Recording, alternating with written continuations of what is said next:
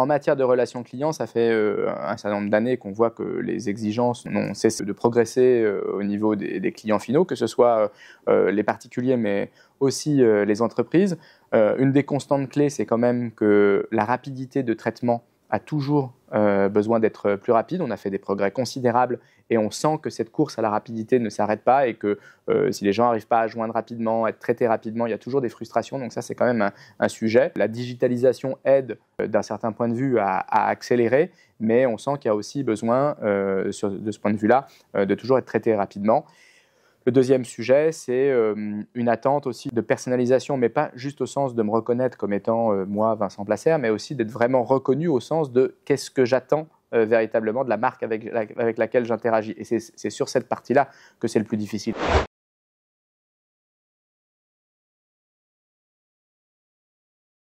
J'aurais envie de dire tout l'environnement digital. Finalement, c'est un peu le modèle Netflix qui s'imposait. C'est-à-dire que quand vous aviez Netflix, vous regardez une série sur votre mobile, vous l'arrêtez, vous rentrez chez vous, vous branchez votre télé, vous repartez directement de là où vous vous êtes arrêté. Et cette facilité d'usage, donc les gens se disent, alors pourquoi, quand je raconte quelque chose à un vendeur en boutique, quand j'appelle au téléphone, il ne reprend pas la conversation exactement là où ça s'est arrêté? Parce que c'est un tout petit peu plus compliqué en relation client, c'est de la matière humaine, c'est plus difficile. Et puis, effectivement, le côté aussi économie des réseaux sociaux, ces contenus extrêmement rapides, présentés, font qu'en relation client, on s'attend aussi à ce que ça soit un peu la réaction. D'ailleurs, on voit bien que quand la relation client traîne un peu, il y a toujours un risque de l'utilisation des réseaux sociaux pour attirer l'attention des marques et en disant « Eh oh, marque X, qu'est-ce que vous faites? Personne ne s'occupe de moi » et ainsi de suite. Et selon l'influence de cette personne et du caractère ou pas viral de sa vidéo, ça peut avoir un impact et entraîner une résolution ou pas. Donc il y a aussi ce côté un peu interpeller les marques plus rapidement, voilà, ce qui peut, dans certains cas, et selon des études récentes, montrer aussi qu'on a fait progresser l'incivilité. Au fur et à mesure du temps, les gens qui appellent les services clients sont de moins en moins patients, peuvent s'énerver de plus en plus vite et ont l'impression que tout doit arriver en un clic.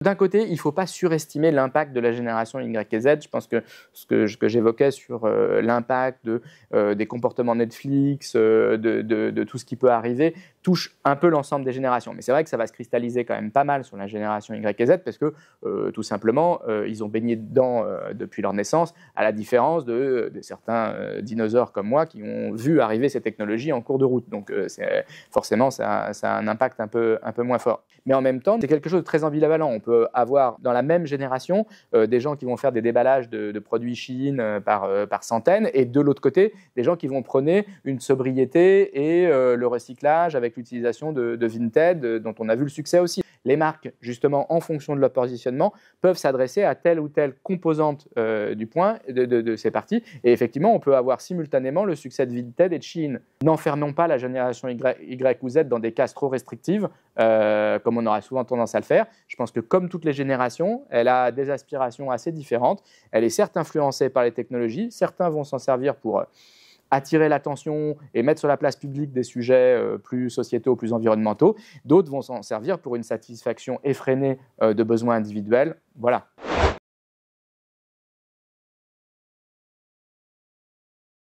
Ce qui est intéressant de regarder, c'est que ces comportements ont beaucoup évolué, mais par exemple, le téléphone, qui est quand même le canal de relation client à distance le plus important depuis les années 90, son poids ne décroît pas tant que ça. Ça reste quand même finalement l'oral et la discussion qui est quand même le moyen privilégié pour essayer de résoudre. Oui, on peut écrire un mail, mais on sait que j'écris un mail, la personne me répond « Ah, j'ai pas mis telle info » et en fait, chaque mail est rapide à écrire, mais la succession d'une conversation par mail, c'est un petit peu aussi long. Voilà. Alors après, il y a les systèmes de type chat et ainsi de suite qui permettent de faire aussi une conversation plus rapide.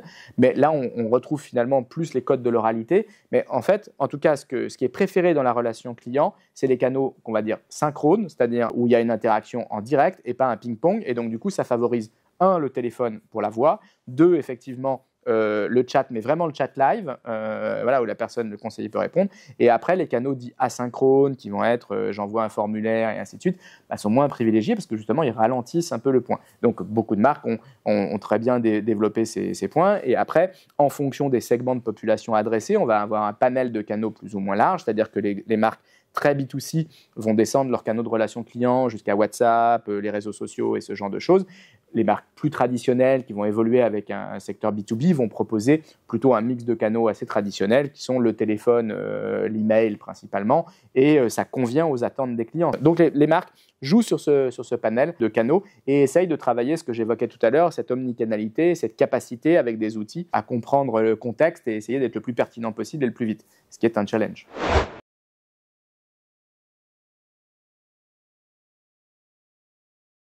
C'est clair que c'est des technologies qui ont un rôle fondamental. Il y a deux sujets. Il y a le CRM d'un côté et l'intelligence artificielle de l'autre. Le CRM, c'est une technologie qui est maintenant un peu plus mainstream, en bon français encore, sur le côté, le caractère, voilà, la capacité à garder la trace de l'ensemble des interactions, et ça va être un peu une forme de base de connaissances sur qu'est-ce qui s'est passé entre le client et la marque. Et donc ça, c'est déjà le premier point. Si je veux être en capacité de savoir que vous avez acheté avant-hier le même produit et vous en parlez, il faut bien que j'ai stocké cette information quelque part, sinon je ne vais pas l'inventer. Donc du coup, de ce point de vue-là. Ce qu'apporte l'intelligence artificielle, c'est à différents niveaux. D'abord, sur la partie conversationnelle. On a développé, par exemple, une technologie de callbot qui permet justement de transformer une partie de ce qui était fait en self-care en une conversation avec un automate. Donc de la même façon, si à 22 heures, vous avez besoin, par exemple, d'un justificatif de votre compagnie d'assurance, vous pouvez aller sur votre espace client, taper votre mot de passe, le faire, ou appeler par exemple notre assistant conversationnel et lui demander de faire ça à 22 heures sans parler à un humain. C'est déjà un premier point, c'est-à-dire que l'intelligence artificielle, par ses capacités conversationnelles, est en capacité d'automatiser une partie des conversations. Une partie seulement, pas la totalité, une partie seulement. Mais répondre à 22 heures ou très tôt le matin, et ainsi de suite, c'est quelque chose qui aujourd'hui est plus difficile à faire avec un humain ou coûte fort cher, donc ça peut déclencher des points. Donc ça, c'est le premier pan de l'IA.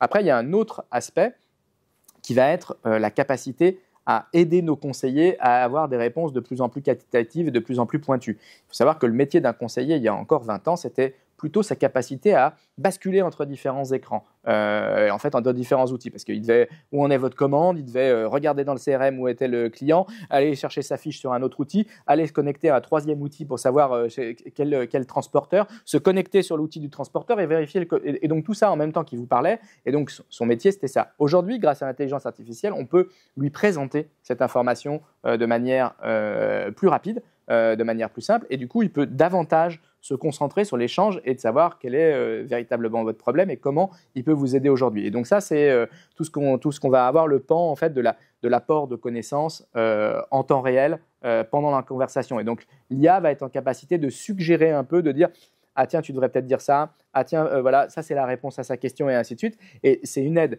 Le conseiller enchaîne entre 50 et 60 conversations dans la même journée. Si on veut justement qu'on puisse se concentrer sur cette notion de relation, de véritablement d'attention à l'autre, bah, autant essayer de le soulager des points les plus difficiles, qui est en même temps de mémoriser un catalogue produit qui parfois fait plus de 1000 références, ce qu'on peut demander à personne. Donc voilà, le sujet, ça va être ce point-là. Et le troisième volet que l'IA peut nous aider à faire, c'est l'analyse des conversations à froid. On réécoute les conversations, on comprend des thématiques et on peut aider à s'améliorer avec nos marques et se poser des questions en disant « Ah bah tiens là, il semblerait que le client, c'était ça qu'il cherchait, comment est-ce qu'on peut faire? Est-ce que c'est une évolution du parcours et du côté de la marque? Est-ce que c'est une évolution du côté des process de relation client que nous, on applique ?» Donc c'est ce genre de choses que l'IA va permettre de faire aussi, quoi.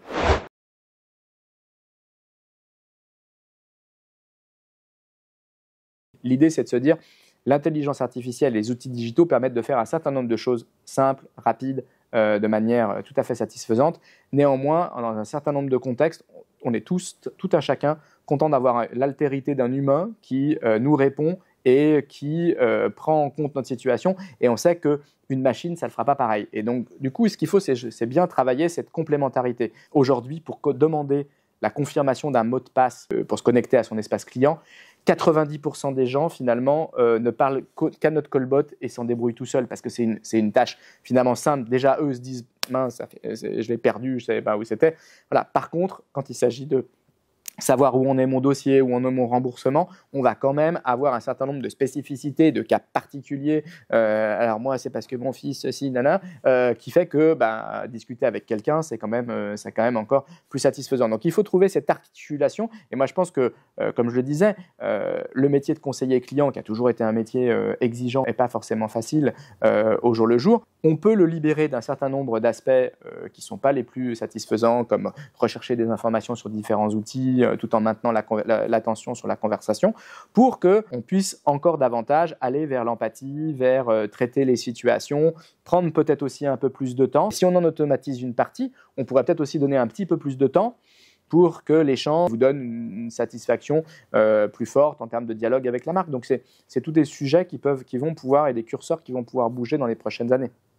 Mais je ne crois pas du tout qu'on va vers la disparition de l'humain dans les interactions. Je pense qu'on va vers une répartition entre les deux qui va certes bouger. Mais en fait, ce qu'on a fait avec les espaces clients et les self-care, c'est exactement la même chose. C'est-à-dire que là, on voit l'IA, mais en mettant en place des espaces clients, on a aussi déporté sur le client lui-même un certain nombre de tâches qu'hier, on était obligé de faire avec un conseiller client. Donc, ce n'est pas la première fois. Voilà. Et pour autant, on a toujours de plus en plus de communication, toujours besoin d'échanges. Donc, voilà, c'est des sujets qui restent des sujets d'avenir.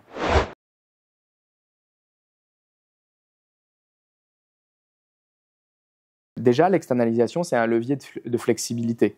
C'est-à-dire qu'en s'appuyant sur un partenaire externe, vous êtes en capacité d'absorber potentiellement mieux les pics et les variations de la demande qui vous arrive. On sait tous qu'une marque de e-commerce, par exemple, au moment des soldes, au moment du Black Friday, va recevoir un afflux massif de communication.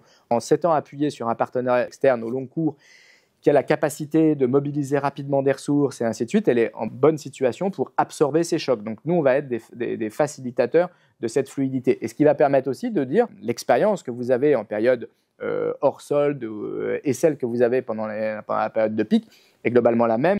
Le deuxième point, c'est qu'on peut quand même mettre un apport d'expertise. Selon les entreprises considérées, elles ont plus ou moins l'habitude d'avoir travaillé dans des univers de relations clients à distance. Nous, une société comme Télétech, on a quand même plus de 25 ans d'histoire. On a quand même quelques trucs à raconter, pas inintéressants, sur le sujet de la relation client à distance, qui peuvent bénéficier à nos marques. Donc, de temps en temps, plutôt que de faire soi-même, c'est intéressant de s'appuyer sur un partenaire externe qui peut apporter des outils, qui peut montrer des cas, et donc du coup, gagner du temps, plutôt que d'apprendre par soi-même toutes les erreurs à ne pas faire. Donc voilà, flexibilité, expertise. Et puis dans certains cas, pour justement les marques, c'est peut-être aussi le choix de se concentrer sur leur cœur de métier et de se dire, moi, un peu à la manière de ce qu'on dit souvent d'un Apple, moi je conçois l'expérience que je veux faire vivre à mes clients, je la définis, mais par contre, c'est un cahier des charges que je donne à des partenaires et c'est à eux de l'exécuter. Je voulais faire un petit parallèle. J'ai un peu l'impression que c'est le même métier que celui du management de transition, finalement. Qu'est-ce qu'on cherche quand on fait du management de transition? C'est quelqu'un qui va être flexible, c'est-à-dire disponible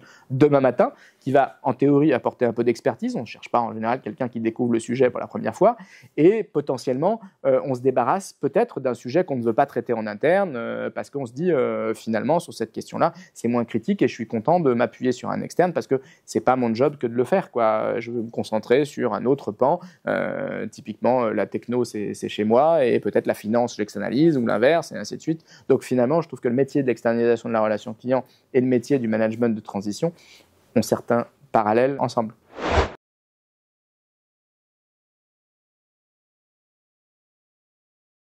L'externalisation, dans certains cas, est vue comme une manière de réduire les coûts si on recourt notamment au transfert en ce qu'on appelle en offshore, c'est-à-dire que des gens se disent, ben voilà, aujourd'hui j'effectue une partie de ma relation client, j'ai de gros volumes, je peux la traiter de plus en plus loin en allant sur des pays à plus bas coût, et c'est vrai que c'est un levier.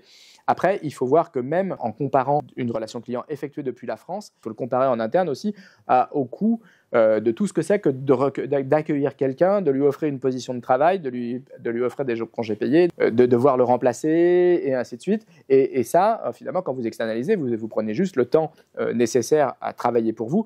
Le deuxième point, c'est que quand même souvent, on voit que par l'expérience accumulée, nos conseillers arrivent à dégager une productivité souvent un peu supérieure à celle d'une équipe interne, parce qu'on a des process peut-être plus industriels sur la façon de piloter ce genre d'activité. Et donc, c'est aussi, on peut avoir des impacts qui, selon La maturité des marques peut être de quelques dizaines de pourcents à jusqu'à être 25-30% plus efficace que ce que ne faisait la marque en interne auparavant sur le même périmètre. Donc il y a aussi ces d'autres leviers.